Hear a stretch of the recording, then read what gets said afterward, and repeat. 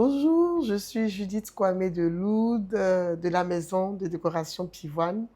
Et aujourd'hui, je suis votre invitée dans le Wedding Podcast.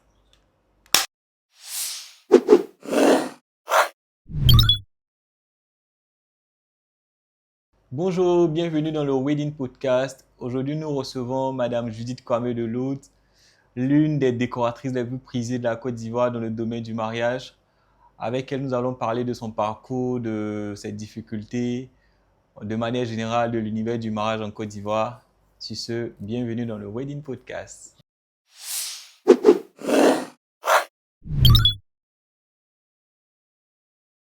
Moi, ça me fait plaisir de t'avoir dans notre podcast. On Moi sait que aussi, le tu es plaisir est beaucoup partagé. occupé. Mais tu peux te présenter aux internautes qui est Madame Judith Kwame. Wow. Bon, ok. Je suis Judith Kwame de Loud, fondatrice et directrice de la maison de décoration Pivoine. Euh, je sais plus, ça fait pratiquement près de 12 ans que nous sommes sur le marché de l'événementiel ivoirien. Et puis bon, on dira que ça se passe plutôt bien. Euh, Est-ce que petite, c'était une passion pour toi d'être décoratrice? Quel est ton parcours au fait? Bon, déjà, bon, là, j'ai deux questions en une. Donc, je vais dire que petite, pas que euh, je rêvais pas vraiment d'être décoratrice, mais il faut dire que j'avais des petites mains, j'étais habile dans tout. J'aimais tricoter. Je me rappelle que quand tout le monde faisait des petits anniversaires, c'est toujours moi qui venais avec des petits paquets et tout. Je me rappelle même que c'est moi qui avais initié un peu dans la famille. On n'avait pas cette habitude, parce qu'à l'époque, et vraiment à l'époque, on ne faisait pas des petits paquets anniversaires. Et puis, bon, une fois, l'idée m'est venue d'avoir des petits paquets en cadeau aux invités qui venaient, c'était mon anniversaire. Et puis, bon, c'est parti de là. Euh, Après, je vais dire, en grandissant, j'aimais bien attacher les petits dragées à chaque fois que c'était les petites communions de mes amis ou bien des personnes autour de moi. J'aimais bien, j'ai toujours aimé euh, la décoration à la maison, on va dire intérieure. Donc, avoir un bel intérieur, avoir des fleurs, voilà. Donc, je veux dire que c'est vrai que c'est quelque chose que j'aimais, mais je n'envisageais pas travailler dans la décoration. La décoration. Voilà. Mais ton parcours, quel est ton parcours? Mon parcours scolaire, on va dire un peu atypique, hein. Je suis fière de dire que je suis une Alisma, parce que j'ai fait le lycée Sainte-Marie. Euh, bon, je ne vais pas dire quelle année est-ce que j'ai fini, parce que là, tout le monde saura mon âge. Je préfère garder ce visage de bébé-là, de pas qu'on sache que oui, j'ai fêté beaucoup de janvier. Mais soit dit en passant, oui, euh, vraiment, il y a plus d'une vingtaine d'années que j'ai eu mon bac, que je suis sortie du lycée Sainte-Marie. Ensuite, j'ai fait des études à l'école de commerce en France. Après, je suis allée aux États-Unis. J'ai fait un double bachelor déjà, en business et en management. Après, j'ai fait un master en ressources humaines, parce que les ressources humaines, c'était ma passion. Voilà, ça a toujours été ma passion. Je pense que j'ai un peu ça dans l'âme, être au contact des personnes. Bien vrai que je sois timide de nature, mais j'aime bien être en contact avec les gens, prendre soin d'eux, m'en occuper. Donc, bon, voilà. Donc, en ressources humaines. Après, j'ai travaillé pendant 3 ans aux États-Unis, à peu près, avant de rentrer en Côte d'Ivoire, décider de rentrer définitivement. On est rentré, ma famille et moi. Ensuite, j'ai intégré l'entreprise familiale. C'était une entreprise d'EVA. Ça se passait plutôt bien. On a eu une fusion, c'est comme ça qu'on dit en français, oui, une fusion avec un grand groupe de la place. Donc, j'ai été déplacée dans le grand groupe. C'est à partir de ce moment-là. C'est vrai qu'avant, je faisais un peu les deux, hein. Je décorais des petits mariages, des anniversaires. Anniversaire, ouais. Donc, je faisais les deux, mais vraiment, c'est quand je suis arrivée dans le grand groupe que j'ai eu le courage, en fait, de partir. Parce que, bon, de l'autre côté, on a la famille à côté, les parents. On n'ose pas dire au père qu'on veut faire autre chose. Si, si. Voilà, donc je réfléchissais, mais après, quand je suis arrivée dans le grand groupe, c'était un appel et je ne pouvais pas, il fallait faire un choix et le choix était très vite fait. Voilà, je me plaisais plus dans ce que je faisais, je voulais juste faire ma décoration, c'est tout. Mais au fait, ça doit être difficile pour un parent de... Parce que je suppose que tu as fait tes études, comme tu l'as dit auparavant, tu as fait tes études en France, aux États-Unis. Mhm. Ça demande beaucoup d'investissement, Yep, la scolarité aux États-Unis. yep. Mais là, venir travailler, un parent, quand il met son enfant à l'école, il se dit que bon, comme tu l'as dit, d'autant plus c'est une entreprise familiale. Oui, oui, Bon, moi, j'ai envoyé ma fille aux États-Unis, elle va aller faire des études pour venir prétendre, pour prendre ma exactement, place plus tard. Mais là, du exactement. coup, tu décides de laisser pour te Et de lancer dans la...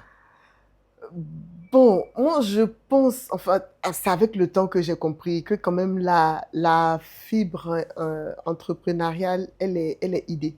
C'est quelque chose qui est au fond.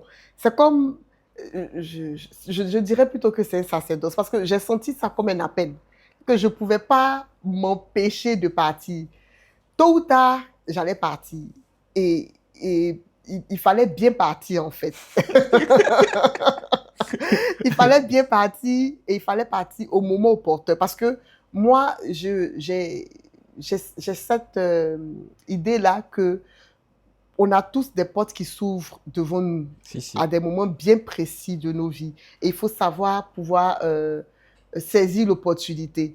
Donc, si tu ne sais pas saisir l'opportunité, au moment où tu prends le temps, tu as pris un peu de temps, 1 an, 2 ans, après la porte se referme derrière toi ou devant toi, il faut aller encore chercher une autre opportunité, un autre moment propice pour pouvoir partir. Et pour moi, c'était le moment propice parce que bon, j'avais déjà commencé à être connue et je ne pouvais plus faire les deux. Et tout ce que, même quand je partais au bureau, tout ce qui me passait par la tête, c'était mes fleurs C'était les et fleurs. mes fleurs et Les fleurs dans un milieu d'EVA. oui, les fleurs.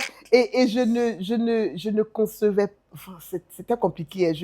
Je concevais pas, je me voyais pas en train de terminer là. En fait, c'est que les gens pensaient à leur plan de carrière. Moi, ça me plaisait pas. Au fait, je pense que c'était juste la fibre de Voilà l'entrepreneuriat, au fait. Ouais, je pense qui que ça m'appelait. dépassait, ça dépassait au fait ce que les gens y voyaient. Oui. Mais là, du coup, ton père, comment est-ce qu'il prend, il prend le truc? Comment est-ce qu'il réagit? Ma fille Bon, veut devenir... déjà, je suis Agui. C'est important de préciser que je suis Agui.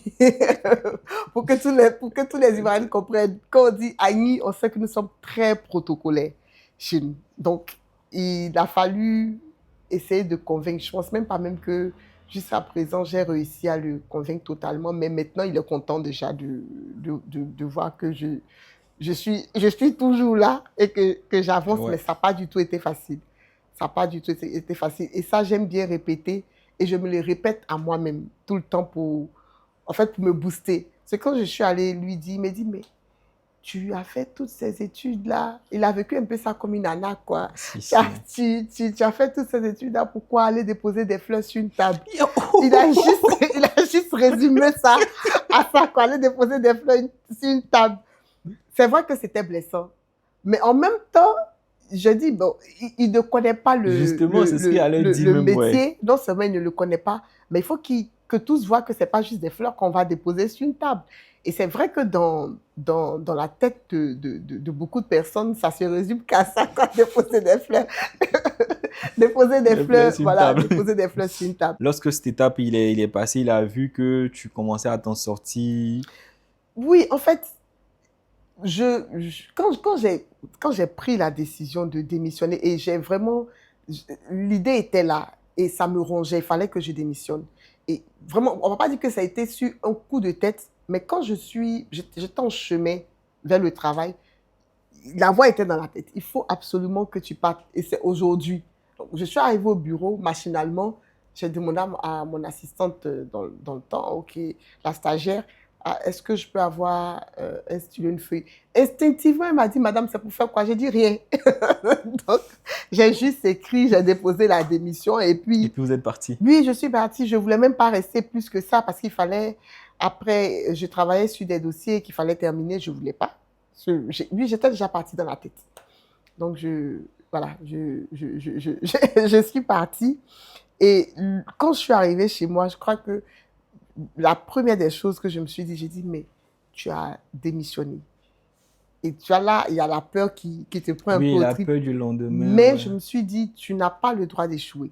C'est-à-dire que quel que soit ce qui arrive, tu as fait le pas, tu ne repars pas en arrière, tu es parti, il faut absolument que tu fasses, tu prennes tes marques, tu fasses ce qu'il faut faire pour pouvoir réussir. Moi, je pense que ça, c'est le propre de beaucoup d'entrepreneurs, hein. Le fait de se dire que lorsque tu quittes quelque part, si tu décides de faire pour toi, fais-le bien, au fait. Ne te donne pas d'alternative pour échouer, au fait.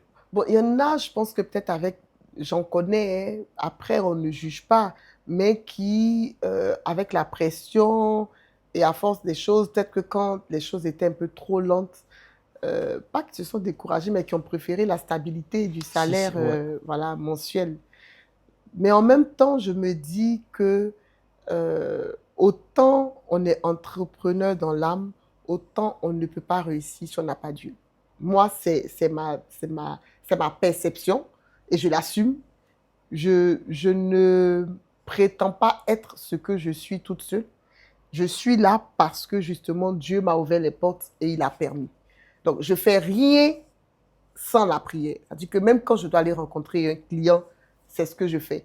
Je ne me dis pas, je ne me donne pas cette casquette-là. Non pas que je me sens illégitime, non, mais je ne me donne pas cette casquette-là de celle qui, on va dire quoi, l'architecte de tout ce que on voit comme travail que je fais. Parce que je ne peux pas rentrer dans la tête du client. Si, si. Il y a forcément une force suprême qui est au-dessus de nous, qui nous inspire quelque chose. Et en tant que chrétienne, pour moi, c'est l'Esprit Saint, c'est mon associé. Donc, si quand j'ai fini de discuter avec le client, je vais voir mon associé. C'est Le très client, intéressant, ça, au fait. voici qu'est-ce que je dois faire. Et puis, tout commence avec mon crayon. Je prends mon crayon, je commence à faire un brainstorming des idées que j'ai, et puis mes dessins, mes petits croquis, et puis ça part de là. Donc, je ne peux pas dire que je suis comment on appelle ça, celle qui détient à 100% le savoir. Ouais. Voilà, le savoir me vient En de... fait, il y a quelque chose que tu as dit tout à l'heure, ça m'a fait rire. Et puis, je me suis dit ça, il faut que je lui demande. L'Esprit Saint, c'est ton associé. C'est mon associé. Quelle est la place aujourd'hui de Dieu, de la religion dans Dans ton ma vie, quotidien, dans ta vie, au fait? on m'a dit la première place. J'ai grandi dans cet environnement-là. Et depuis toute petite, je n'ai jamais rien fait sans la prière. C'est-à-dire que même quand... J'ai toujours eu cette foi d'enfant qui n'est pas partie avec le temps. C'est-à-dire que je suis convaincue que si les choses m'arrivent, c'est parce que Dieu, à un certain moment, a décidé que soit je tombe, il faut que je me relève pour apprendre, ou bien que ce n'est pas le moment de l'avoir. Ça ne veut pas dire que je ne me bats pas pour avoir les Si, choses, si, ouais. voilà. Mais c'est la première place. Avant de faire quoi que ce soit, il faut absolument que je porte en prière. Si, si. Parce qu'après, quand ça échoue Ouais. et que tu te rends compte que, Tu lui as voilà, pas demandé l'autorisation, mais toi, tu viens te de plaindre. faire, voilà. Donc, Ok. je veux dire, chacun, euh, euh, chacun, je pense que chacun a une force, croit en quelque chose, une force Si, surnaturelle si. qui aide. Et moi, voilà, moi, on va dire que la religion, c'est mon moteur. C'est mon Ok. moteur. Lorsque tu te présentais, tu as dit que tu étais aux États-Unis et tu es rentré au fait avec ta famille. Mhm. Tu es mère de... Mais Tu as combien d'enfants? je suis mère de 4 enfants. 4 enfants. L'aîné a 20 ans en juin. Voilà, une jeune étudiante.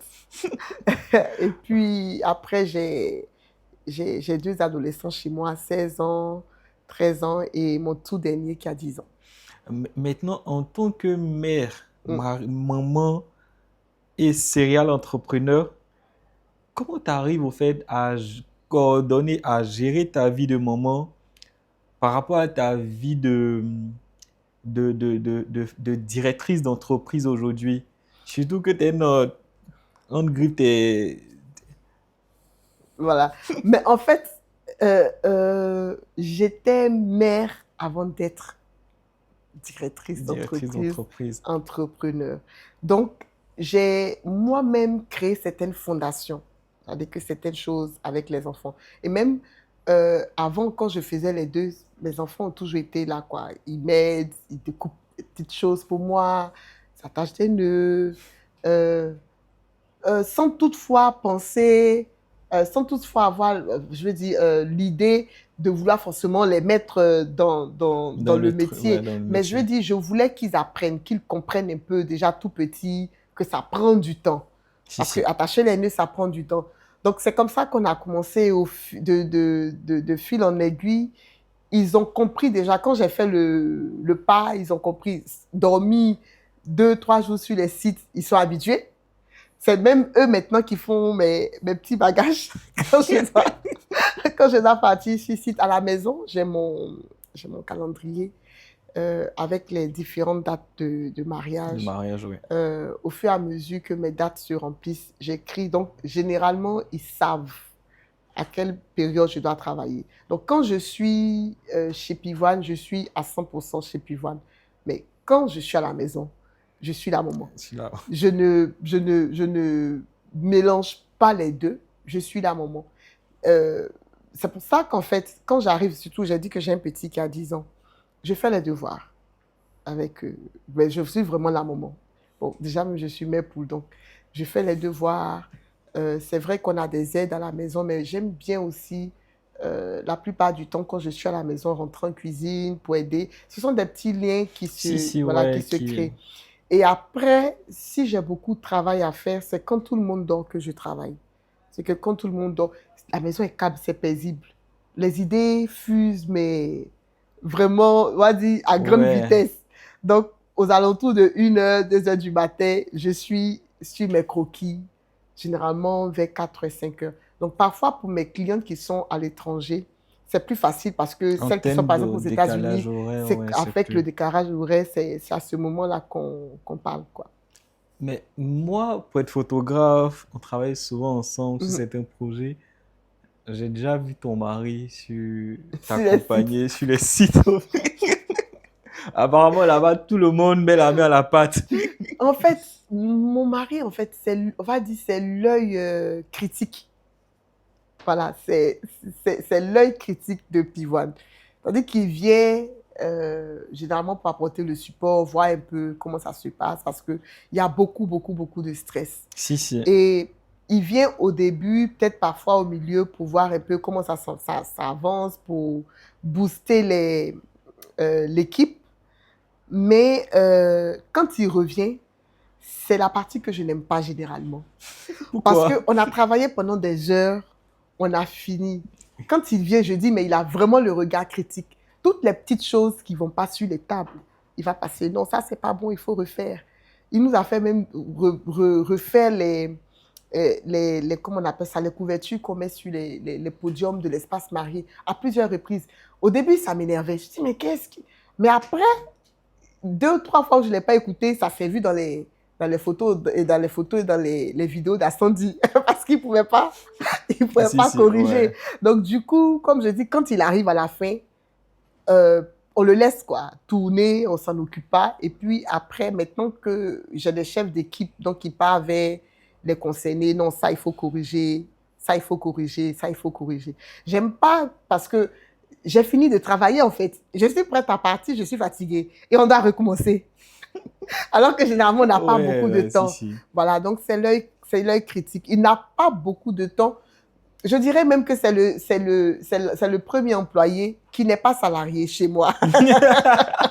Il fait des heures, des heures sup, il m'écoute me plaindre, il partage mes joies avec moi, même quand il est stressé au bureau. Si je suis stressée, c'est le premier que j'appelle. Ah, voici, j'ai tel problème. Souvent, mais je ne me soucie même pas du fait qu'il est qu'il ait du Qu'il est lui, boulot. il est où, Je ouais. me dis que parce que je suis en train de faire le mariage de X et que le mariage de X ne peut pas attendre, il faut qu'il écoute ce que j'ai à dire pour me trouver une solution. Mais bon, oui, il ne travaille pas avec nous. C'est vrai, pour ceux qui l'ont vu à plusieurs reprises sur le site, c'est vrai que parfois ça prête à confusion.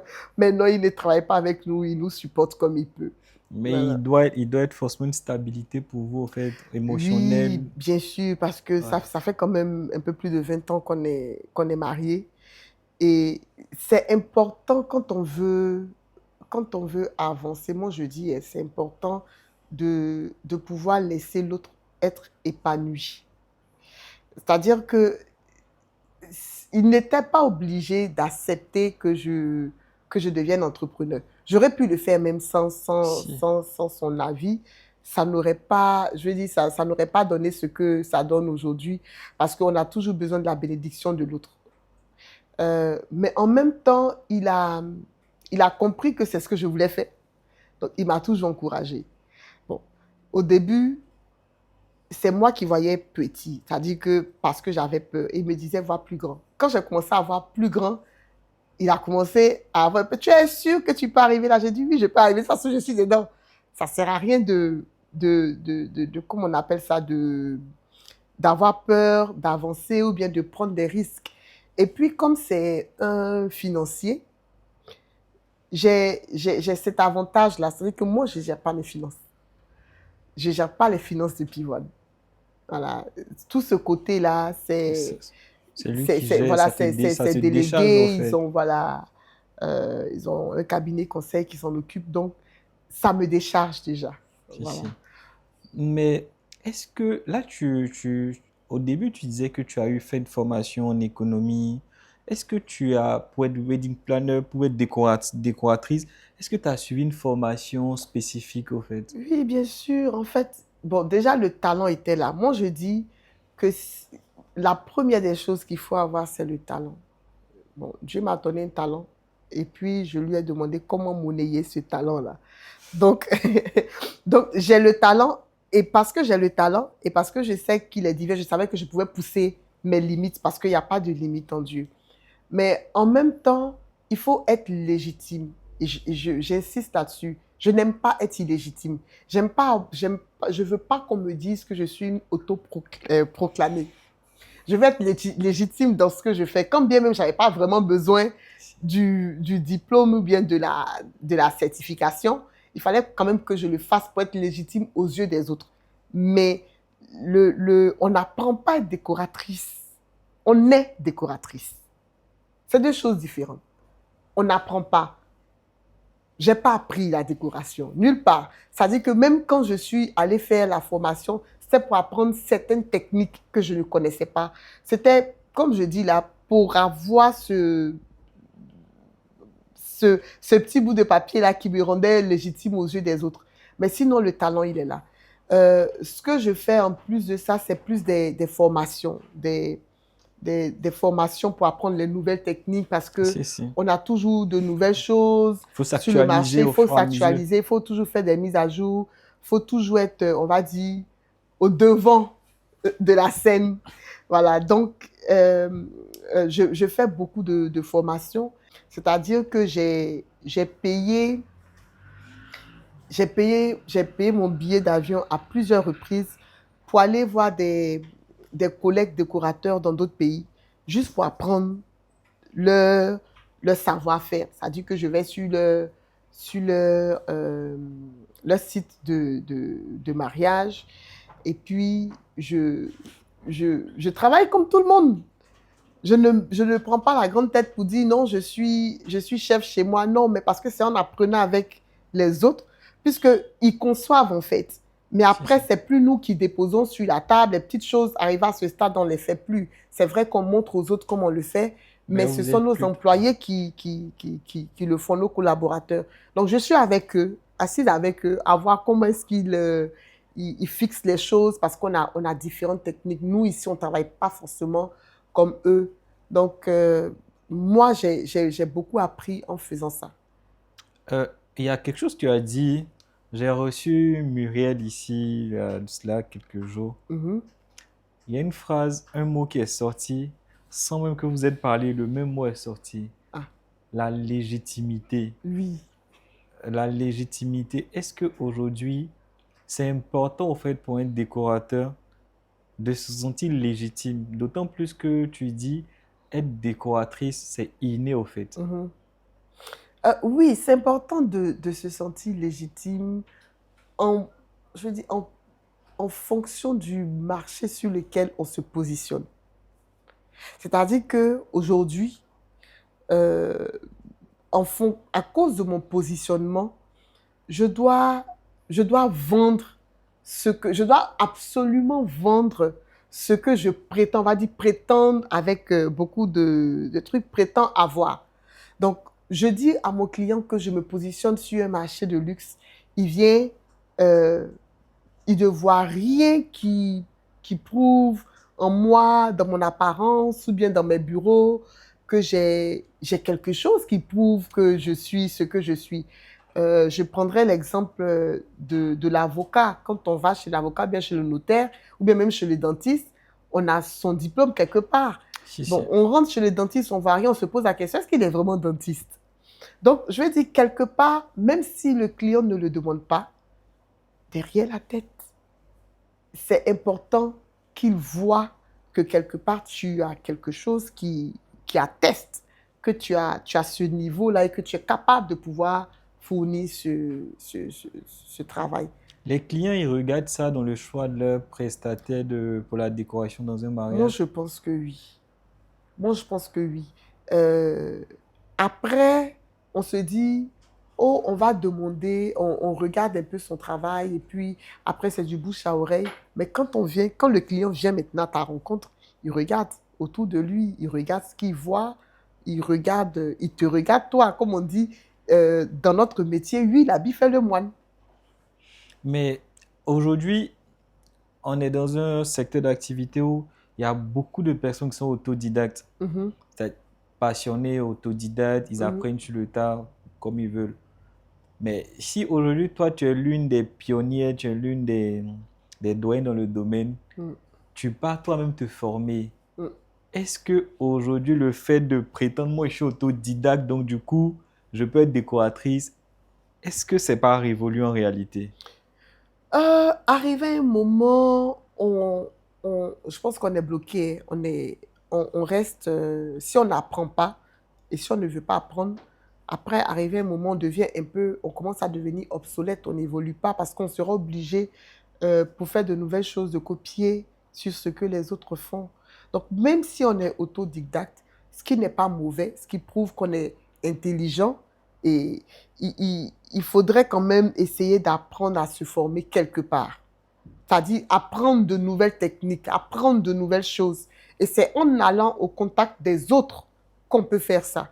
On ne reste pas là à regarder toujours des choses sur Pinterest ou bien à surfer sur la page des autres collègues et puis dire, ah, mais telle personne a fait ça, tiens, je peux faire. Finalement, tu apportes quoi comme plus-value à ton client si tu passes ton temps à copier ce que l'autre fait. Tu vois, tu n'apportes pas grand-chose sur la table. Et comme on est dans un secteur qui est assez vaste et qu'on a beaucoup de décorateurs, moi, je pense qu'on a des clients pour tout le monde. Il y a des clients qui ne cherchent pas plus que ça. Parce que comme moi, j'ai payé pour ma formation, lui, le prix se ressent Dans le, dans la facture, voilà, dans la voilà, douloureuse. dans la facture que je présente à mon client parce que oui, je travaille différemment, je prends plus de temps sur sur le processus, la procédure, je dois former mon personnel, il faudrait que tout le monde soit autonome autour de moi. Donc, finalement, oui, il faut bien que ça paye quelque part. Mais si je suis autodidacte et que mon client, à la rigueur, me demande, moi, je choisis, par exemple, de recopier que tout ce que le client m'envoie, il n'y a pas de problème hein, à ce niveau-là. Comme je dis, il y a toutes sortes de clients. Il y en a qui ne sont pas forcément intéressés de venir chez moi parce que oui, c'est vrai, c'est coûteux, mais ils ne sont pas intéressés d'avoir quelqu'un qui va aller réfléchir sur leur déco, leur offrir une déco qui est propre à eux. Non, ils ont déjà des images qu'ils envoient. Moi, je veux ça. Et on recopie. Mais moi, je ne ferai pas ça. Je peux pas recopier le travail intellectuel de quelqu'un d'autre. Donc, Mais là, sur le marché, ton positionnement, comment tu positionnerais ton entreprise sur le marché actuel? je me dis qu'on est, je l'ai dit avant, hein, qu'on est sur la niche des produits de luxe ici en Côte d'Ivoire. Parce que c'est vrai, on n'est pas forcément abordable, mais on est abordable. Pourquoi je dis qu'on est abordable? On n'est pas abordable pour le client lambda. Parce qu'il ne, il n'a pas, il n'apprécie pas à sa juste valeur tout le travail qu'on met derrière. Mais pourtant, il y a certaines personnes qui sont intéressées par ça, en fait, par ce service-là. Quelque chose qui est personnalisé, qui est propre à eux, qui veulent un accompagnement, qui veut quelqu'un qui est derrière, des mois avant, parce qu'on prend beaucoup de temps à travailler sur les décorations. Donc, des mois avant, on est là, on travaille, on peaufine avec le client. C'est tout un suivi. Comparé à celui qu'on contacte, ah, j'ai besoin de, j'ai envoyé la déco, ok, j'ai envoyé la photo, c'est bon. Le jour J, il vient, il pose. Moi, je travaille avec toi pendant des mois. Donc, c'est de l'argent, c'est de l'énergie. Quand je dis argent, tous les prestataires que je vais contacter, les menuisiers, les ferronniers, pour me construire les structures, tout ça, toutes ces personnes-là doivent être payées. Donc, je pense que c'est plus à ce niveau-là. Plan, Voilà. ouais. Et puis, comme je dis, qu'est-ce qu'on appelle luxe à la fin? Souvent, on se pose la question, oui, qu'est-ce qu'on appelle luxe à la fin? Moi, je pense plutôt que c'est simple et chacun peut définir le luxe comme il veut. Mais à la fin, nous tous, on se rejoint. Il faudrait que ce soit quelque chose de soigné, de propre et d'unique. Si moi, j'ai pas forcément le budget et que depuis longtemps, moi, je suis sur les réseaux, je t'admire en tant que personne et j'admire ton travail, que j'aimerais vraiment que tu sois sur mon mariage, que j'ai pas le budget. Là, qu'est-ce qu'on fait? Alors, bon, nous, on a un programme que j'appelle Give Back, Pivan Give Back. C'est-à-dire que chaque année, comme je suis chrétienne, j'ai déjà dit, je paye ma dîme autrement. Il y a ce que je dépose à l'église, il y a ce que je donne dans les, comment on appelle ça, associations caritatives ou en tout cas à la Caritas de chez nous. Et puis, il y a il y a ce qui n'est pas monnayé en fait. Monnaie, ouais. Donc, par exemple, comme tu dirais, je regarde en fait, c'est au feeling. Il y a vraiment des personnes qui aimeraient avoir un beau mariage, mais qui n'ont pas forcément les sous. Je ne parle pas des personnes pingres. Je ne parle pas des personnes non plus qui ont l'argent, mais qui estiment que le travail que je fais, genre qu'on ne doit pas mettre autant d'argent dans la décoration. Je ne parle pas de ces personnes-là. Je parle de ces... Puis comme je dis, c'est vraiment au feeling, en parlant avec la personne. Et puis après, il y a certaines personnes aussi que je choisis d'aider juste parce que j'ai envie d'aider. Mais on s'accorde sur un forfait qui couvre quand même nos charges minimum parce qu'il ne faut pas aller travailler et puis après, on est endetté. Voilà. Qui couvre quand même nos charges minimum et puis voilà, on travaille. Il m'est arrivé même de faire des petits mariages, quand je dis petits mariages, 10, 15 personnes gratuitement parce que vraiment la personne n'avait pas des moyens ou truc. Parce que, comme je le dis encore, j'ai reçu quelque chose gratuitement. Donc, arrivé à un certain moment, il ne faut pas non plus que l'argent soit mon maître. Il faudrait que je puisse aussi aider parce que je me dis que c'est une grâce de pouvoir participer on va dire, au plus beau jour de quelqu'un, d'un couple. Donc, apporter la joie vraiment à quelqu'un gratuitement, parfois il faut le faire et à chaque fois, ça nous a ouvert d'autres portes, quoi. Si je veux, par exemple, avoir Judith sur mon mariage, c'est... Combien tu dois payer? Le canevas. Bon, je vais dire la même chose que je dis à tout le monde. Il faudrait déjà, il y a plusieurs facteurs qui rentrent en compte. Plusieurs facteurs. Bon, c'est vrai que nos prestations minima, parce qu'il faut faire attention aussi à ce qu'on dit. Avant, il y a quelques mois, on était aux alentours de 4-5. Maintenant, on avoisine les 5 millions minima. Pourquoi? Parce que, bon, déjà, à cause de la cherté de la vie, Si, si. tout a augmenté, mais nos charges aussi, donc ça fait que nos charges aussi ont augmenté. Mais notre façon de travailler aussi a changé. C'est-à-dire qu'on a acquis d'autres compétences. Donc, qui font qu'on est obligé euh, enfin, de porter un coup à, à, à ces nouvelles choses qu'on apporte. Euh, le type de chaise qu'on veut, le type de nappe qu'on veut. C'est tout ça qui fait grossir, en fait, on va dire, La douloureuse. la, la, la, La facture. la facture, voilà. Ok. Comment je t'écoute, je me dis que tout a été facile pour toi, hein. Parce que tu viens des États-Unis, tu as une entreprise où tu travailles, tout d'un coup tu te lèves, tu dis, bon, moi je suis tellement passionné que je ne veux plus faire ça. Tu commences à faire les petits trucs, aujourd'hui tu es pivoine. D'autres personnes diront que, ben, elle a l'impression que tout a été facile pour elle, hein. Non, pas du tout, pas du tout. C'est vrai qu'on a fait un jump de quoi? De 12 années entre le moment où j'ai décidé de partir et puis maintenant.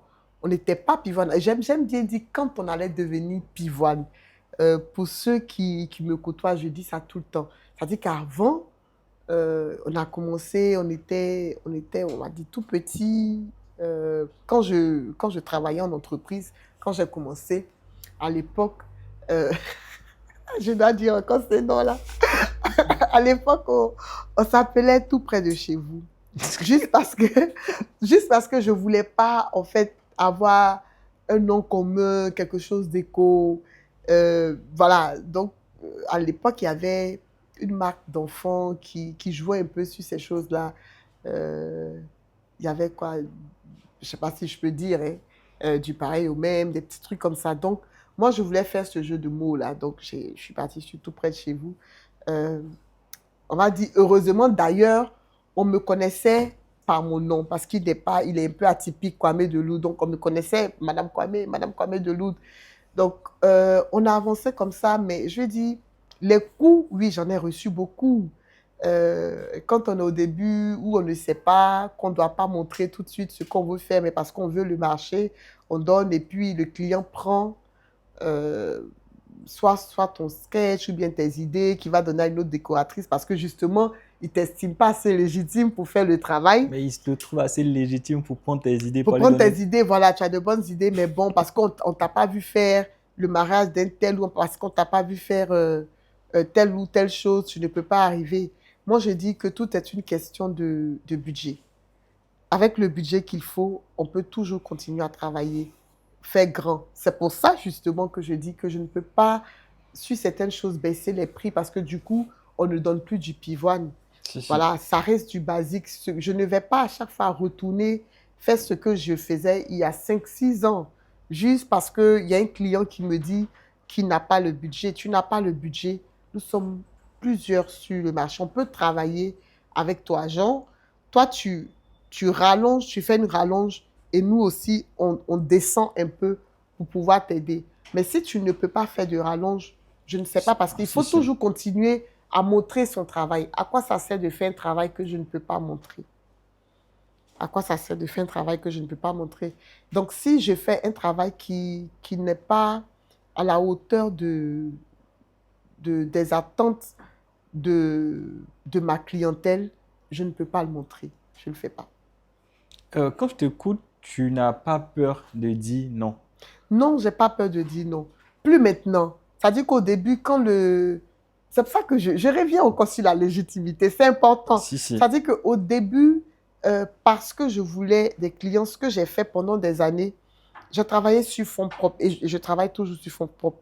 J'ai travaillé sur fonds propres, c'est-à-dire que tout ce que je gagnais, je le réinvestissais. C'est-à-dire que si j'ai besoin d'un vase, je vais travailler, garder mon argent pour acheter mon vase. Si j'ai besoin de fabriquer telle chose, quand le client va payer, je vais prendre l'argent. Donc, je travaillais pendant des années sans me payer. Je ne faisais que payer les travailleurs qui venaient, qui n'étaient pas à ce nombre-là. Avant, on était une, deux personnes. Donc, je disais encore tout à l'heure, tantôt que j'étais tout près de chez vous. J'avais ce que je pouvais avoir, j'avais des petites choses et tout. Et puis après, quand j'ai décidé de partir, je voyais plus grand. De toute façon, même depuis un certain moment, j'avais cette conviction-là qu'il fallait qu'on change de nom. Et puis, j'ai eu cette mésaventure avec mes employés, mes ex-employés qui m'ont, on va dire, cambriolé. J'ai été victime d'un Tes cambriolage. propres employés t'ont Mes propres, cambriolé. oui, mes propres employés m'ont cambriolé. Ils ont tout pris. Quand j'ai dit tout pris, mais vraiment tout pris, les fleurs qu'on venait d'acheter, certaines choses aussi qu'ils ont pris. Et puis bon, bah, c'est resté comme ça, jusqu'à ce que... C'est resté comme ça, parce que mon époux n'a pas voulu qu'on poursuive. Il m'a juste dit de laisser. Je dis encore heureux, parce que quand on est chrétien, on se rend compte que quand on doit passer à un certain niveau, Si, il y a toujours des voilà, il y a difficultés. toujours Ouais. des difficultés. Et puis, sur les sites, c'était compliqué, il y avait trop de casse. En fait, le moment de la séparation était venu, mais moi, j'avais peur parce que j'avais commencé avec eux. Donc, je me disais, mais Peur de si, la séparation. voilà, peur de la séparation, s'ils partent, comment Qu'est-ce je que vais tu faire, qu'est-ce que deviens? je deviens? Mais ils sont partis. Et puis, j'avais pas d'employé. Et puis, il Ah, fallait quand même, tout près de chez vous, c'était juste toi. voilà, tout près de chez, tout près de chez vous. C'était juste, C'était vraiment, juste- c'était juste moi. C'était juste Ouais. moi. Donc, je me plais souvent à le dire parce que je suis une grande fan euh, de tout ce qui est séries fantastiques, les Marvels. Donc, je dis, tel le phénix, Tu renais de tes voilà, cendres. je suis née de nouveau. J'ai changé de nom, je suis devenue Pivoine. Et Mais puis, à quel moment je suis devenue tu Pivoine. deviens pivoine? Si bon, de toute façon, tout près de chez nous était devenu moi seul auprès de chez vous. Alors, ben, j'explique un peu la transition. Donc, comme je le disais, j'avais déjà tout perdu. Et puis, je voulais changer de nom aussi, les deux en même temps. Donc, je me suis dit, bon, OK, comme je n'ai plus d'employés et tout, si je dois revenir, c'est mieux de revenir. C'est le moment, en fait, déjà. Ouais, c'est un Mais renouvellement. j'avais peur, en fait, de perdre la petite clientèle que j'avais déjà. Alors, Ami Kwame de Diana, que je salue au passage, a été d'un grand conseil. Donc, je suis allée la voir, je lui ai dit, mais Ami, tiens, je veux changer de nom. Et puis, elle m'a dit, mais tu sais, Judith, on te connaît que sous ton nom, Judith Kwame de Lourdes. Donc, moi, je pense que la transition doit être, elle m'a aidé un peu dans la Dans le création du branding. nouveau, dans le Ouais, je branding et tout. pense. Je faisais, je lui montrais, regardais. Ses conseils, en tout cas, étaient précieux. C'est même elle, parce que quand j'avais une page Facebook et une page Instagram, elle disait, mais pour ce que tu veux faire là, moi, je regarde ton travail, je regarde le travail des autres. Même étant tout près de chez vous, on produisait quand même quelque chose. Et elle me dit, tes clients, tu les trouveras sur Instagram, parce que Facebook, c'est un marché, tout le monde y va et tout. Donc moi, je peux t'aider dans ta transition, comment basculer sur Instagram. Donc c'est ce que j'ai fait. Et puis après, comme je suis un business major, donc j'ai pu moi-même, j'ai développé ma propre stratégie de communication. Ça a payé finalement les études. Ça n'a pas été Ça avait en été vain. en vain. Voilà. Ah, Mais le vieux, il voilà. a dit, ouf, au moins Voilà. ça a servi à quelque chose. Non, mais ça Ça, sert c'est sûr. beaucoup. Donc, moi, j'ai pas eu, par exemple, besoin de quelqu'un pour faire mon business plan, ou bien tout ça, je l'ai fait Si. de moi-même parce que je savais comment le faire, comment me positionner, la stratégie de mon positionnement, tout ça, mes études de marché, je les ai faites moi-même. Me projeter dans l'avenir, je le fais moi-même parce que je lui ai dit, c'est quelque chose que j'ai appris. Et puis, on a nos rêves. Et comme j'ai mes rêves, je reste concentrée, focus Focus. là-dessus. Donc, après avoir été volée, après avoir été perdu pendant quelques temps, parce qu'après ça, on déprime aussi. Si. Euh, j'ai eu la chance, il y a une de mes collègues à l'époque qui m'a prêté deux de ses collaborateurs. Elle m'a dit, bon, ça dépendra. S'ils veulent rester, ils resteraient. J'ai trouvé que c'était très gentil de sa part. Et puis, il y en a un qui est reparti chez elle et l'autre est resté. Comme c'était des étudiants, il a fait appel à ses amis. Donc, c'est comme ça qu'on a commencé à reconstituer les employés. Et puis, on est devenu Pivoine. Un matin, on a changé de Le logo. logo. On a annoncé qu'on passait de l'ancien logo à celui-là. Et puis, voilà, c'est parti comme ça. Là, tu deviens pivoine. Mhm. Mais bien avant ça, on te vole tout ton matériel, Mm. tout ton investissement que tu as eu à faire. C'est ça. Le vieux, il te regarde de loin et il commence à se dire, je t'avais dit, oh. C'est ça. Voilà. Mais Mais il ne sait même pas même comment voler. ah, mais tu n'avais pas Non, intérêt non, à mais lui tu dire. n'avais pas intérêt à lui dire quand tu as volé tes affaires. Voilà. Mais après, est-ce que tu n'as pas cette phobie, cette peur-là de te dire, je vais appeler d'autres encore Qui vont venir. qui Si, vont venir encore. Donc, ça, la peur est là, mais tu travailles autrement. Tu es beaucoup plus méfiante. Tu poses des caméras. Tu apprends à mieux connaître les employés avant de les laisser rentrer dans certains endroits. Parce que moi, euh, ma matière première à moi, en tout cas la matière première de Pivoine, ce sont les fleurs. Bon, certaines personnes te diront, oh, moi j'investis dans les vases, j'investis dans les chaises, dans les structures, mais nous, on investit à 90% dans nos fleurs. Et c'est pour ça, en fait, qu'on se démarque, parce on va pas juste acheter des fleurs pour acheter des fleurs. On travaille avec que des fleurs artificielles, mais on veut absolument que ces fleurs-là ressemblent à des fleurs naturelles. naturel. Donc, on paye beaucoup plus cher pour nos fleurs, on en prend soin. Tu nous verrais prendre soin de De vos fleurs. de nos fleurs à Pivoine. Il y a toute une équipe pour prendre soin de nos fleurs, parce qu'en fait, j'ai compris où on devait mettre de Ouais, l'argent. si. Voilà. J'ai compris où on devait mettre de l'argent. Quand les gens viennent, ah, on a vu les fleurs de Pivoine. Je me dis, tiens, donc on reconnaît mes fleurs maintenant. Ah, on a vu tes fleurs, on a vu. Et à chaque fois, on me dit, tu es sûr que ce sont des fleurs artificielles? Je fais oui, oui.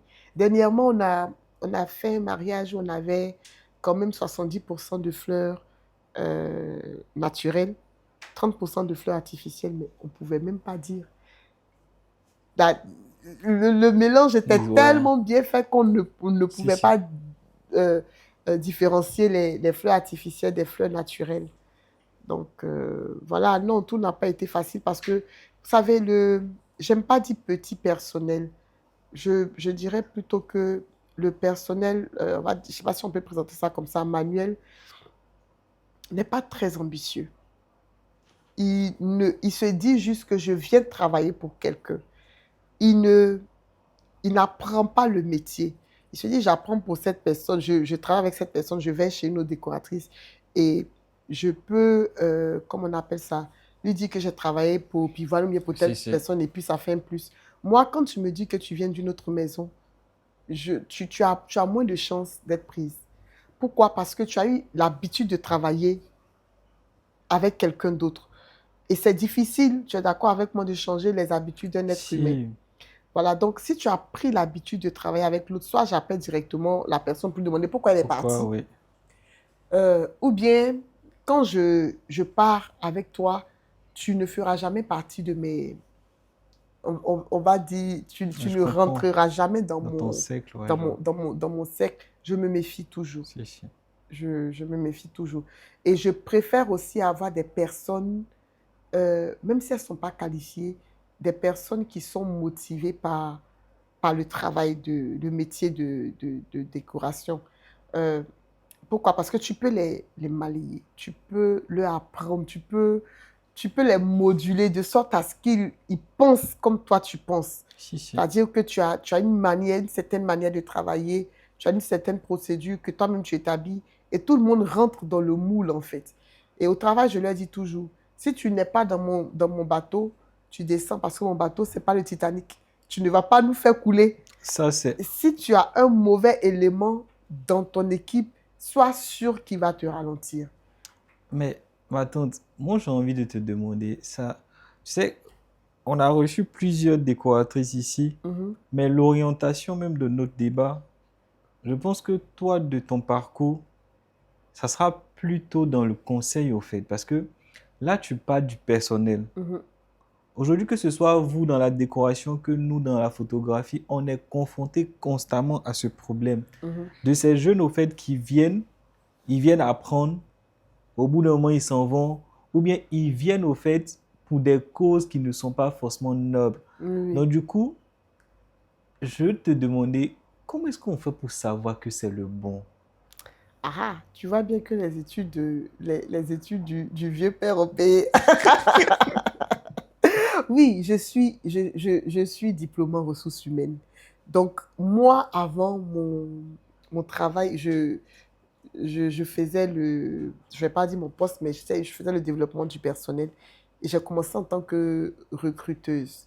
C'est-à-dire que quand j'étais aux États-Unis, c'était mon travail. Donc, la psychologie, on apprend un peu. J'apprends à lire les personnes qui sont devant moi. Et tu demanderais à tous mes assistants, tous mes travailleurs, ils te diront la même chose.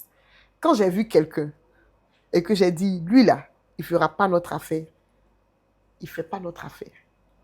Les autres se disent, mais non, madame, il a travaillé. J'ai dit, il ne fera pas notre affaire. Non, madame, j'ai dit, ok, je vous accorde le bénéfice du doute. Je peux me tromper. 1 mois, 2 mois, il ne fait pas notre affaire. Il ne fait pas notre affaire. Après, ça, c'est un acquis que j'ai. C'est quelque chose qui m'aide.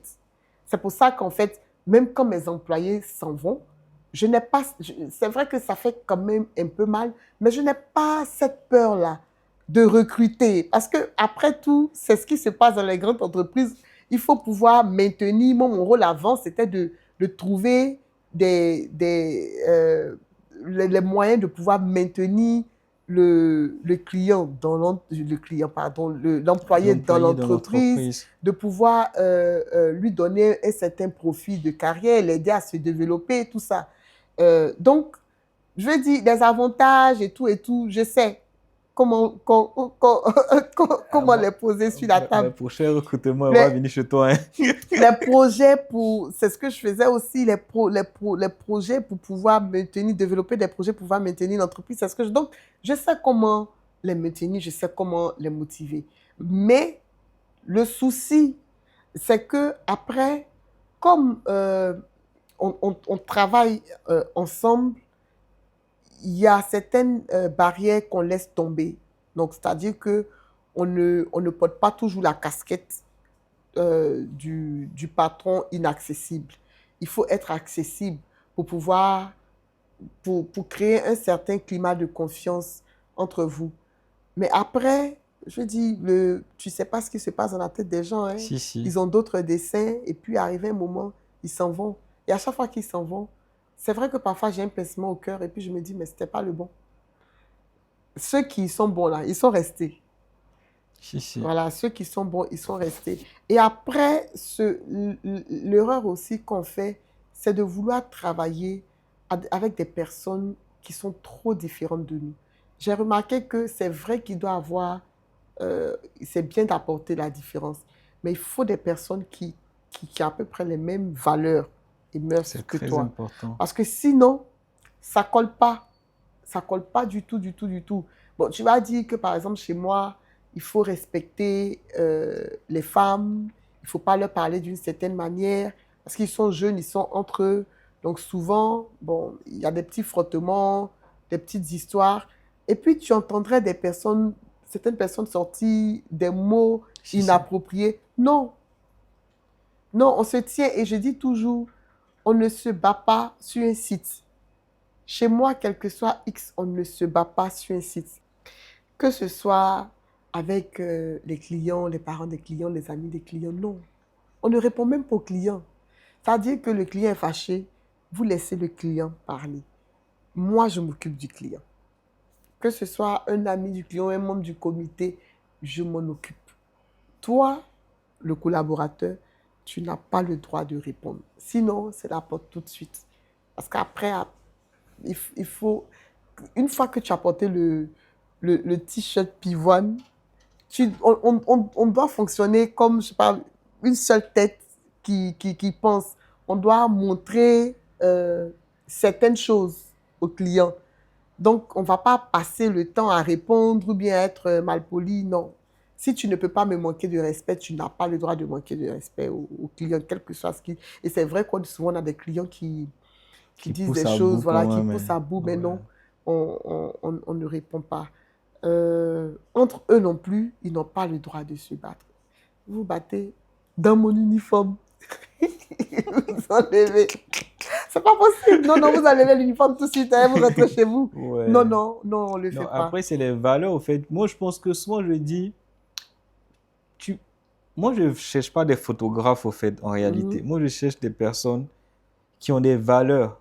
Parce que quand tu as des valeurs, au fait, pour devenir photographe, c'est plus facile, Oui, oui. tu vois. Mais tu es au contact avec... Justement, tu es au contact avec les gens à chaque fois. Si tu n'as pas de valeur, tu as beau être un bon photographe, mais Ça passe voilà. pas. Mais à ton tour, quelles sont les erreurs, au fait, aujourd'hui, que tu ne feras plus jamais, au fait, dans tes recrutements? Il y en a beaucoup recrutés par affinité. Par affinité, c'est-à-dire que, bon, peut-être tu as des personnes, des connaissances qui n'ont pas de boulot et que tu veux aider. Après, c'est compliqué. Ou bien des personnes qu'on t'a envoyées, que des connaissances t'ont envoyé, je ne le ferai plus. Recruter parce que on est dans le rush et qu'on a besoin forcément de personnes pour travailler. Je dis ces personnes-là, on les prend juste pour l'événement Y. Et puis après, on essaie de recruter d'autres personnes comme on ne les garde pas. Parce qu'après, ça nous revient toujours au visage. Recruter aussi quelqu'un qui a travaillé pour quelqu'un d'autre. C'est compliqué. La concurrence ou... Pour la concurrence, c'est vraiment compliqué. Et puis, à ce niveau-là, moi, je ne parle plus de concurrencer. Je me dis qu'on doit collaborer plutôt que de se... Je ne vois pas les autres, je les vois plutôt comme des collègues que des concurrents. C'est vrai que j'ai une manière un peu atypique de penser. Je les vois plutôt comme des collègues. La preuve, je ne pars pas sur les pages de beaucoup de personnes. Pourquoi? Parce que je ne veux pas j'ai cette peur-là. C'est une très, très grosse peur chez moi qu'on m'accuse de plagiat. Et on sait tous que le cerveau humain est quelque chose de très trompeur parfois. Donc peut-être que tu peux voir quelque chose chez les autres. Je parle de nos décorateurs ici en Côte d'Ivoire, que tu peux voir quelque chose chez les autres. Et puis, des mois après, inconsciemment. Donc moi, non. Il y a certaines pages, oui, que je vais visiter de personnes assez proches avec lesquelles, bon, qui sont aussi dans la décoration, que je vais visiter parce que j'apprécie le travail. Parce que oui, j'apprécie beaucoup le travail des autres. J'ai pas peur de dire que j'apprécie. Quand c'est bon, il faut pouvoir le dire. Donc, Comme qui, comme ça? elle le sait, ma chouchou Orchidea. Je trouve elle a vraiment beaucoup de talent, Sibyl. Ouais, Et elle est magnifique, voilà. Sibyl. Et ça, je ne manque pas de le lui dire. Elle est raffinée, elle fait du très bon travail. Sibyl, au fait, anecdote, Sibyl, au fait, on était au Pullman. Le Pullman, désolé pour la pub, ils ont eu leur salle, il y a des piliers. Oui, il y a des piliers. On était sur un mariage, nous, quand on a arrivé, elle m'a dit Pullman. Je me suis dit dans ma tête, il y a quelle salle là-bas? La salle du bas, là. Dans ma tête, je me dis, putain, ça c'est chaud, hein. Courage à la décoratrice, quoi. Mais quand je suis rentré, j'ai vu la déco. Mais cette salle, elle a beaucoup de potentiel. Quand j'ai vu la déco... Pouvoir transformer la salle. En fait, on pense plus aux piliers. Tous mes assistants sont restés bouche bée. Parce que les piliers, elle a transformé ça dans votre domaine les arbres de fleurs. Oui. Oui, oui, Elle oui, est trop oui. forte, Sibylle, Voilà. franchement. Donc, j'apprécie beaucoup son travail. Je le lui, enfin, je lui en parle tout le temps. Ah, tu travailles bien, voilà. Donc, je me dis, il faut savoir apprécier le travail des autres. Et la nouvelle génération? La nouvelle génération, je ne la connais pas trop, sans être prétentieuse. Et tu sais que souvent, on a l'impression, parce on ne te connaît pas, on a l'impression que tu, parce que tu penses que tu es arrivé, tu, tu as des grands airs. Alors qu'en réalité, non. C'est parce que moi, je viens de le dire, de nature, je suis très timide. Et je pense que c'est à cause de mon métier. Je me vois même transformer quand je suis devant le client. À parler comme ça, on ne dirait pas. Mais j'ai du mal vraiment à aller vers les personnes que je ne connais pas. Et donc, je ne les connais pas. Vraiment, je n'en connais pas beaucoup de la nouvelle génération. Euh, Ce que je vois, dont je vois souvent les choses passer, bon, je regarde, j'apprécie, et puis voilà quoi, sans plus. Parce qu'il faut faire très attention aussi, quand on ne connaît pas, on ne peut pas aller, Ouais. voilà. Genre par exemple, ça c'est une petite anecdote, hein. Au Kidea, euh, j'avais fait un anniversaire, et puis elle m'a dit, mais qui a choisi les chaises? Ça, c'est pas toi. J'ai dit, c'est la cliente. Elle t'a imposé les chaises. J'ai dit, parce que c'était pas joli, hein. Je dis, il faut pouvoir se parler comme ça. Il faut pouvoir avoir quelqu'un avec qui parler à bâton rompu. Voilà. Si c'est pas beau, ou bien s'il y a quelque chose, je peux au moins lui dire, ah, telle chose n'allait pas. J'aimerais bien qu'il y ait quelqu'un qui puisse me dire ça, plutôt que, par exemple, je vois quelque chose où je sais pas moi, le bois n'est pas bien placé ou des trucs, ou bien même souvent, je regarde des choses, j'aurais bien voulu pouvoir dire aux personnes, ah, tu sais, si tu appliques plutôt cette méthode, ta structure sera beaucoup plus stable, oui, ça sera beaucoup plus joli. Mais tu as cette peur-là, parce que tu ne veux pas que l'autre enfant en face se dise, ah, elle pense qu'elle est arrivée au stade où, donc, du coup, on Si, se si. méfie. Voilà, donc, moi, je suis vraiment dans ma petite bulle. J'avance dans ma Mais petite est-ce que bulle. ça, c'est pas... Est-ce que cette manière de voir les choses ne met pas un frein au fait au développement du secteur du mariage en Côte d'Ivoire? Mais tu sais, celles qui ont eu le courage de m'approcher, parce que la nouvelle génération, il y en a qui ont eu le courage de m'approcher. Celles qui ont eu le courage de m'approcher ont toujours eu les réponses qu'elles voulaient. Moi, je n'ai pas peur mais je le dis vraiment, je n'ai pas peur de prendre une décoratrice sur mon site. Parce que de toutes les façons, on apprend. Si, si. Voilà, on apprend. Je dis, ce que je fais aujourd'hui, je le ferai forcément plus demain ou après-demain. Donc, ça sert à quoi de cacher? Donc, si tu as besoin de savoir, plutôt que de te cacher derrière et puis prendre mes images comme images d'inspiration pour envoyer à tes clients, si tu me demandes comment on l'a fait, je peux te montrer comment je l'ai fait. Je n'ai pas de souci avec. Et puis, comme moi, je travaille, je développe chaque année des collections. Donc, la collection passée, elle est passée. Donc, si c'est la collection passée que tu as aimée, je peux t'expliquer comment, par exemple, j'ai fait ceci, j'ai posé tel cristal, j'ai fait telle chose. Je peux te montrer. Mais bon, si tu ne me demandes pas, je ne vais pas aller non plus te demander, tu veux apprendre quelque chose, non. Donc, je veux dire, il faut avoir le courage plutôt que de rester derrière et puis penser que l'autre est un peu trop fermé ou un peu... Souvent, on développe nous-mêmes des moyens de défense quand on a été plusieurs fois mordu.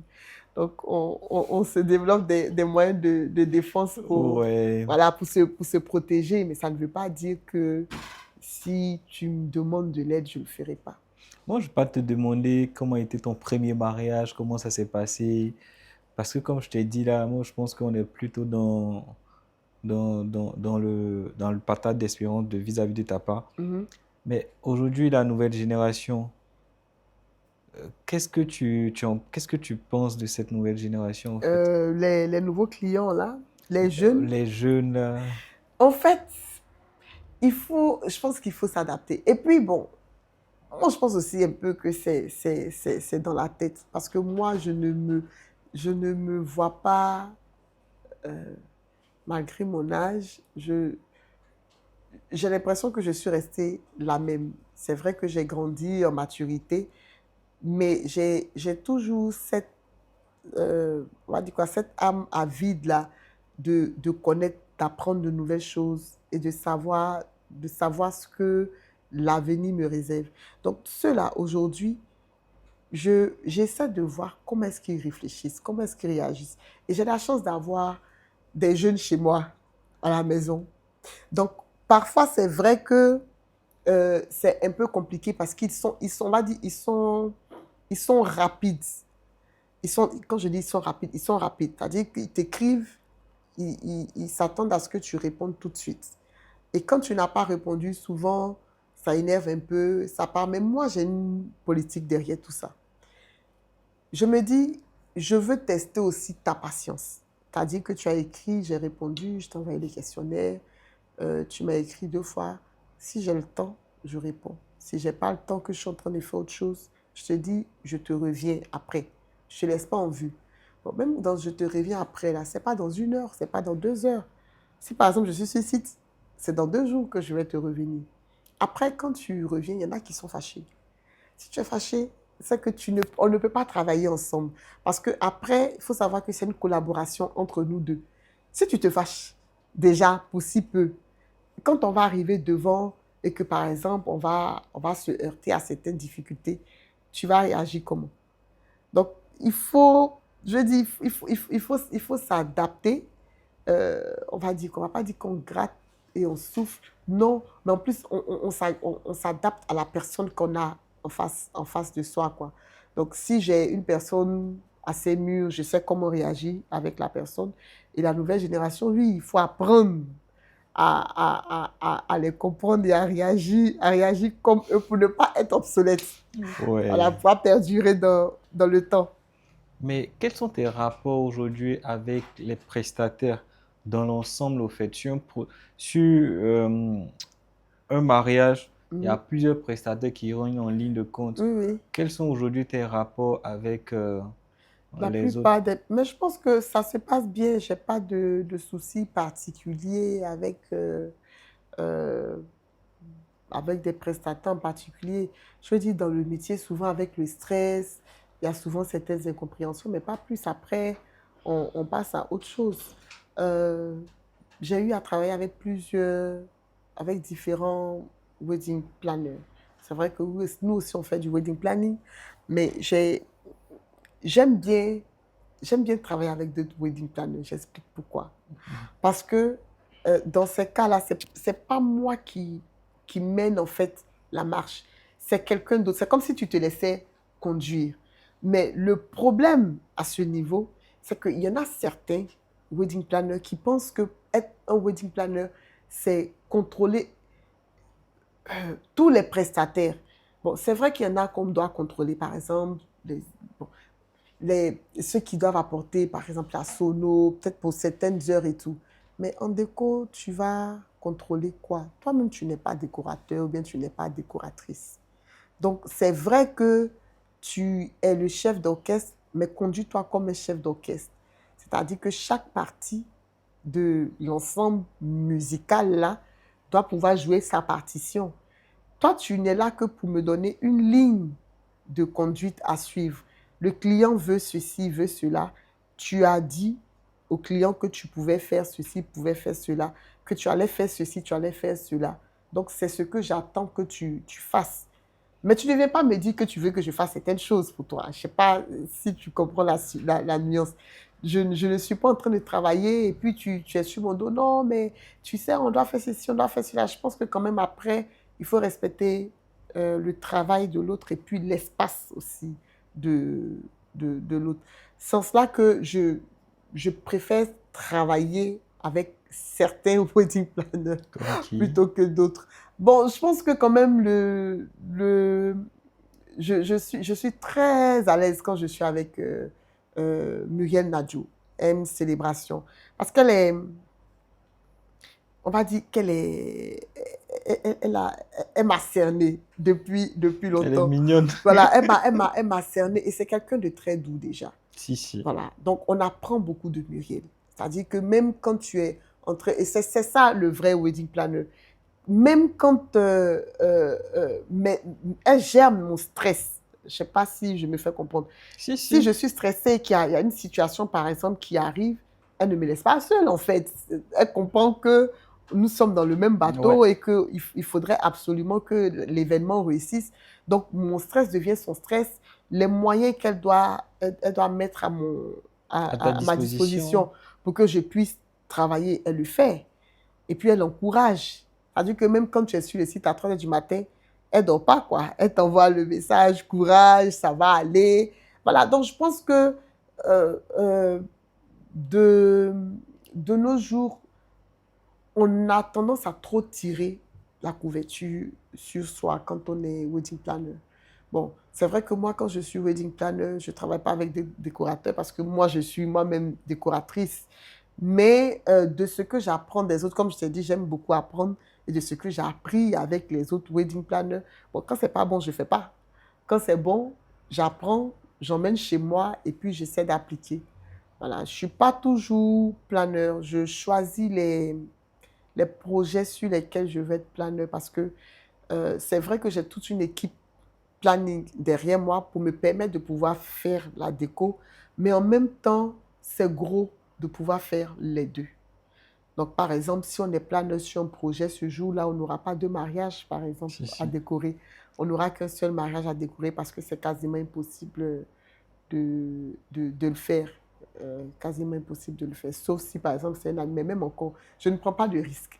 Je veux La réputation est plus importante voilà, que... parce que les mariés ont payé pour un service, il faut pouvoir le rendre jusqu'à la fin, quoi. Il faut que ce soit cette même qualité-là. Mais tu as Voilà. été déjà confronté à des prestataires qui t'ont cassé, désolé du thème, en fait, qui t'ont fait sortir de... Bon, j'ai été confrontée à des prestataires, oui, qui m'ont, on va pas dire sorti de mes gonds, mais bon, déjà qui m'ont fait regretter de les avoir parce que faut savoir que quand c'est comme ça, moi, la décoratrice, c'est moi qui recrute si on peut le dire comme ça, oui, c'est ça, qui recrute le prestataire en question. Et oui, qui m'ont fait regretter le recrutement, mais en même temps, ça m'a appris une leçon. Après, j'ai compris que c'est des choses que je pouvais m'acheter moi-même, que je pouvais faire moi-même, donc c'est ce que j'ai fait. Pour ne plus avoir affaire à, Ouais, si, si. voilà, à ne plus... En fait, notre travail est c'est tellement stressant que si on le peut autant que possible, il faudrait s'éviter des stress, on va dire quoi, des stress supplémentaires. C'est que là où tu peux, tu penses que tu peux gérer ou bien que ton équipe peut gérer, tu le fais toi-même et puis tu avances. Ok. Mais la décoration, généralement, lorsqu'on décore, on fait appel à certains prestataires. Mhm. Je prends l'exemple, tu peux avoir besoin des De lumières lumière. ici, je sais pas, de chandeliers Mhm. par-ci, par-là. Généralement, comment ça se passe avec les prestataires quand c'est comme ça? Bon, déjà, avant de choisir le prestataire, j'explique un peu comment ça se passe parce qu'il y en a qui pensent que euh, ce sont des choses qui doivent se faire, je sais pas moi, de façon aléatoire ou bien que ce sont des choses qu'on peut poser, prendre, par exemple, la lumière sans passer par la décoratrice. C'est faux. À moins que ce ne soit qu'une décoratrice. Mais nous, en tant que designer, quand je vais concevoir la décoration, je la conçois avec tout. Avec les lumières que je vais avoir, les chaises que je vais avoir, le type de chaises que je vais avoir, comment je veux que les lumières soient, de quelle couleur, les chandeliers que je vais avoir. Je conçois avec tout. Donc, du coup, je regarde dans ma tête là et puis dans notre sillon, qui est-ce qui peut me proposer, qui est-ce qui propose ces services-là. Par exemple, qui a ce type de chandelier si j'ai besoin de chandelier, qui a ce type de chaise si j'ai besoin de chaise. Et après avoir restreint par le nombre de personnes qui offrent le même service, après, Ce qui va jouer, ce n'est pas forcément le coût pour moi, mais c'est comment est-ce que la personne travaille de un, et puis le caractère du prestataire en lui-même, parce qu'on a des prestataires qui ne sont pas du tout courtois. Voilà, ils ne sont pas courtois. Donc, moi, après, s'il y a manque de respect, une fois, je ne travaille plus avec toi parce que je me dis que ce que tu fais, quelqu'un d'autre peut le faire et même mieux. Il y a des prestataires, quand ils sont sur ton site, mais vraiment, tu ne t'inquiètes pas. C'est-à-dire qu'ils viennent, ils posent ce qu'ils ont à poser, où on doit poser.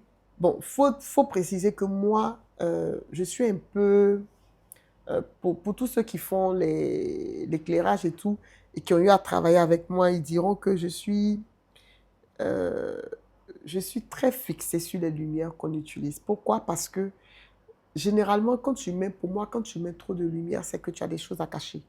C'est-à-dire que quand on rentre dans ta salle et qu'elle est bleue, bien qu'elle est verte, il y en a que ça plaît, il n'y a pas de problème. Mais pour moi, il faudrait quand même que le client puisse voir le travail avant qu'on le tamise ou bien. Voilà, donc déjà en commençant, je fais tout un travail scénique avec eux, ce que j'appelle la scénographie. Donc quand j'arrive, je leur dis, quand le client les mariés vont rentrer, voici le type de lumière que je veux. Quand les invités vont rentrer, voici le type de lumière. Et après, quand les mariés arrivent, voici ce que tu dois mettre pendant qu'on mange, voici. Et au fur et à mesure, c'est graduel. Donc, c'est beaucoup plus joli que de rentrer dans une salle avec déjà tout, je sais pas moi, tout là. On voit même pas, tu auras passé quoi, 2 jours sur le site à travailler et puis finalement, on voit pas le travail que tu fais à cause de la lumière qui cache tout ton boulot, quoi. Mais pourquoi est-ce que, en tant que décoratrice, Mhm, tu te dis pas que si tu as un problème, par exemple, avec la conception de la lumière ou autre chose, mhm, puisque ça fait partie intégrante au fait de la décoration, mhm. pourquoi est-ce que tu ne te dis pas que, Je dois acquérir mon matériel. justement, Tu peux acquérir, oui, moi j'ai l'essentiel aujourd'hui de ce que je veux, mais en même temps, on ne peut pas tout faire tout seul. On dit quoi, c'est deux mains qui se lavent. On ne peut pas tout faire tout seul parce que, par exemple, celui qui me propose ses services, par exemple pour la lumière et tout, pour l'éclairage, il a tout un matos derrière lui. C'est toute une autre partie de l'industrie, c'est tout un autre secteur d'activité si, à si. exploiter. Et moi, j'ai déjà les mains pleines avec ma décoration. Je ne vais pas aller soulever tout ça pour déposer un matériel qui va me servir quoi sur 2, 3, 4 mariages parce que c'est pas, tu n'utilises pas tout ce matériel-là sur tous les mariages que tu as. Tu vois, donc en fait, c'est pas très rentable pour moi parce que Si, si. j'investis dans quelque chose.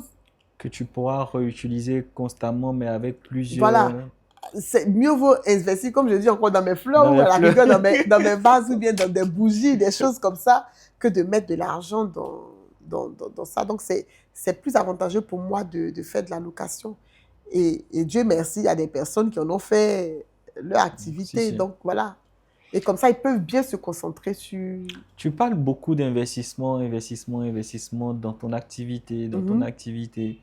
Aujourd'hui, tu trouves pas que la nouvelle génération, ils s'investissent pas assez dans l'investissement de leurs acquis, ils s'investissent pas assez dans l'obtention de nouvelles choses, ils sont tout le temps dans l'optique de regarder, copier. En fait, le souci avec l'investissement, c'est que faut comprendre que les banques ne nous accompagnent pas forcément. C'est pas facile d'avoir un prêt. Et le matériel est coûteux. Donc, ce sont comment on appelle ça, de gros sacrifices qu'il faut faire pour pouvoir avoir de l'argent à côté, déjà pouvoir mettre de l'argent de côté. Mais les, on parle aujourd'hui de gros budgets, mais tout le monde n'a pas de gros budget. C'est compliqué. Pour que le client, surtout en Côte d'Ivoire, accepte de te payer une telle somme, comme je dis là, c'est que tu as prouvé pendant des années que tu pouvais faire X ou bien Y. Et là encore, Aujourd'hui, tu aimerais avoir fait, souvent on dit, oh, mais on cite les autres pays à côté, les anglophones, les Ghanéens, mais je dis, mais tout est une question de budget. Donne-moi le budget et tu verras ce que je ferai avec. Si on a le budget qu'il faut pour travailler, on pourra investir plus. Donc, eux, ils pourront investir plus.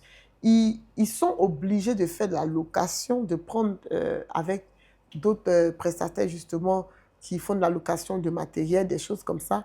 Parce que l'argent, comment on dit charge en français? Ce qu'ils facturent, voilà. Ce qu'ils facturent pour leurs prestations n'est pas assez pour pouvoir mettre après quelque chose. Parce que quand ils ont fini et qu'ils ont calculé leurs charges, ils ont levé leurs charges, il ne leur reste plus grand-chose. Le bénéfice sert à se payer soi-même et à payer ses collaborateurs. Alors que comme moi, je le dis, pendant des années, je ne me suis pas payé un rond. Donc, je me suis dit, après, ça devient un peu comme un investissement parce qu'il y a l'apport que tu apportes en tant que investisseur dans une entreprise. Tu peux apporter le capital physique, l'argent financier, ou bien tu peux apporter le capital intellectuel. Et moi, c'est comme ça que j'ai monnayé la chose. Parce qu'après, oui, tu es actionnaire, mais tu n'es pas actionnaire unique. Donc, toi, qu'est-ce que tu apportes sur la table? Aujourd'hui, vu ton parcours, est-ce que tu as encore des clients qui minimisent ton travail? Toujours, oula, toujours, toujours. Qu'est-ce que tu leur dis? En allant sur la base que tu n'as pas la langue dans la poche.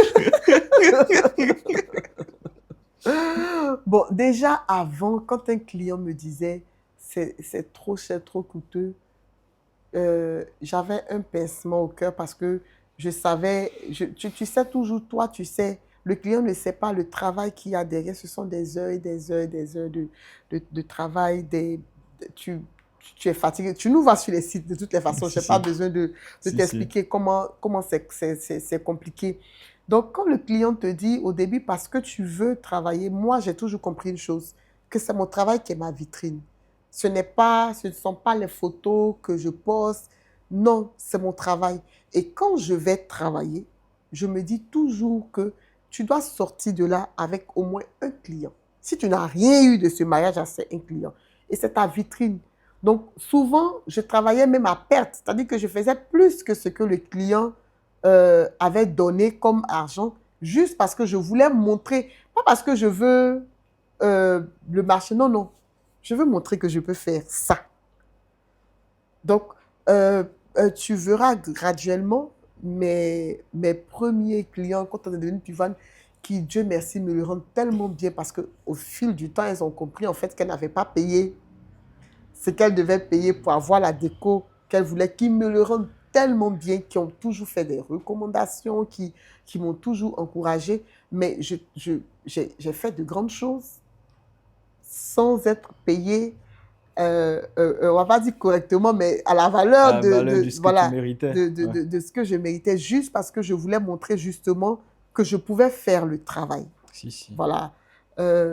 Après, le client qui va me dire que je suis trop chère, c'est simple, hein. Je lui dis, c'est le budget. Si vous ne pouvez pas, soit vous descendez, vous revoyez vos attentes, ou bien on ne pourra pas travailler ensemble. Je n'ai pas peur de dire que je ne peux pas travailler avec un client. Donc, ça ne sert à rien de prendre un budget pour faire un travail que je ne pourrai pas montrer. Ça ne sert à rien de prendre l'argent et puis de ne pas évoluer. C'est-à-dire qu'à chaque fois, il faut que tu apportes un plus. Il ne faut pas laisser le client te cantonner dans une, je sais pas moi, dans une boîte. Parce qu'après, tu ne peux plus évoluer. C'est comme ça que tu meurs. Donc, quand tu regardes, c'est pas bon. Il faut juste croire que, bon, parce que j'ai la foi, que Dieu me donnerait un autre client qui pourra me payer. Là, si, de manière impulsive, si elle te demande quels sont tes 3 meilleurs mariages que tu as eu à faire? Hey, non, j'ai pas de meilleur mariage. J'explique pourquoi. J'ai pas de meilleur mariage. Parce que à chaque mariage, petit ou grand, de célébrité ou pas, j'ai eu des expériences différentes. Et crois-moi, elles sont toujours dans mon téléphone à m'appeler grande sœur. Pour dire que j'ai toujours développé, euh, parce qu'on travaille sur plusieurs mois. Donc, ce contact-là avec elle. Donc, meilleur mariage, je n'en ai pas Ou parce qu'ils sinon, sont tous différents. Je vais reformuler. Quel est aujourd'hui, en, en trois illustrations, des mariages que tu as fait où tu t'es dit que, au Ça fait, allait me porter. voilà. Ou, bon, il y a eu le mariage de Latifa. C'était notre première fois de faire un grand ceiling. On l'a fait au Sofitel et c'était compliqué. Mais quand je dis compliqué, compliqué de chez compliqué parce qu'on n'a pas eu le matériel à temps. Il y avait malheureusement pour nous le grand concert d'Alpha Blondy et le camion ne pouvait pas faire entrer les affaires. Pour faire un ceiling, j'explique ce que c'est la décoration qu'on fait au plafond. Et on travaillait à la salle des fêtes. Jusqu'à 6 heures, la structure n'était pas encore montée. Alors qu'il faut la structure avant de pouvoir accrocher les affaires un à un. Voilà.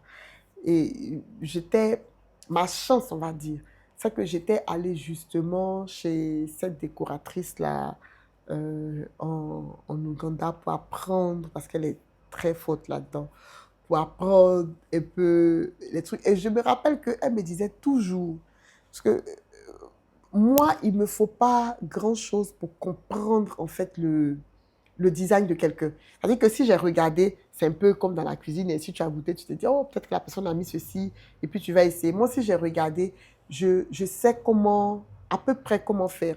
Mais comment est-ce qu'elle faisait pour que ces structures soient aussi solides? Parce qu'après, il y a la sécurité de ceux qui sont en bas, et elle met beaucoup de choses qui sont lourdes. Voilà, donc, euh, elle m'a dit déjà, la plupart des gens, elle dit, toi, tu as déjà tout compris. Je ne sais pas comment tu fais, mais il y a beaucoup de gens qui ne savent pas que tu design, autant tu designes le floor, c'est-à-dire les tables et tout, tu dois designer le haut avec tout ce qui va avec. Donc, quand tu fais le floor, là, tu te dis toujours que je peux avoir moi, j'ai toujours un plan A, un plan B, un plan C, un plan D. Là, Alpha Blondie Toujours. bloque. Voilà. Donc, elle m'a dit, dans le ceiling, tu dois avoir forcément, et là-bas même, c'est encore plus grave, parce que si tu n'as pas un plan jusqu'à Z, tu risques de tout rater et en fait, ton truc sera vide. Donc, si par exemple, je dois faire le ceiling, il me faut par exemple 10 heures pour faire le ceiling. Si tu as 5 heures, qu'est-ce que tu fais? Si tu as 2 heures, qu'est-ce que tu fais? Si tu as 1 heure, parce que oui, parfois tu auras 1 heure. Si tu as que 1 heure en mai, qu'est-ce que tu fais? Quand je dis 1 heure, c'est que la structure est déjà montée. Et il faut, donc, on est passé à notre plan B. J'avais mal au cœur parce que j'avais beaucoup de choses que j'avais prévu de faire. Mais je te promets que c'était magnifique. On n'avait même pas fait le tiers Tiens. de ce qu'on voulait faire parce qu'on n'avait pas le temps. Mais tout le monde a aimé cette décoration. Tout le monde, tout le monde, tout le La monde, deuxième. tout le monde. Euh, Deuxième, en termes de challenge,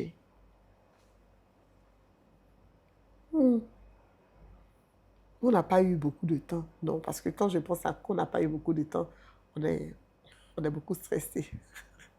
J'aime beaucoup, je dirais que j'aime beaucoup des décos où j'ai des ceilings à faire.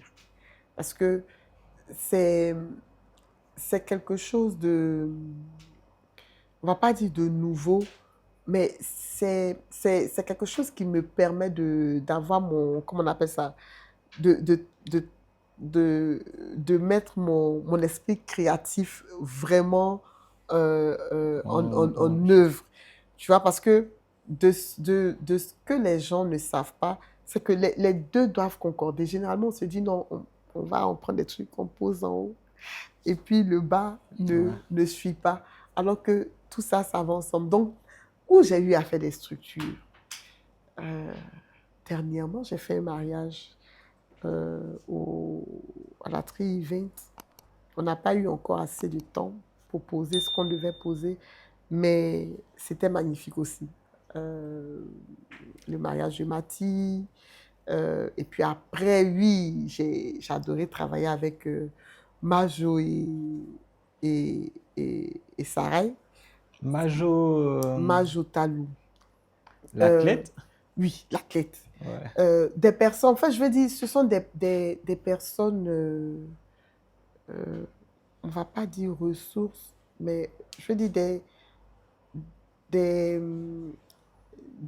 j'ai vécu ça comme des grâces que j'avais eu de connaître ces personnes-là, parce qu'elles sont humaines. Pas humaines, je dis vraiment humaines avec grand H. C'est-à-dire qu'elles sont bienveillantes.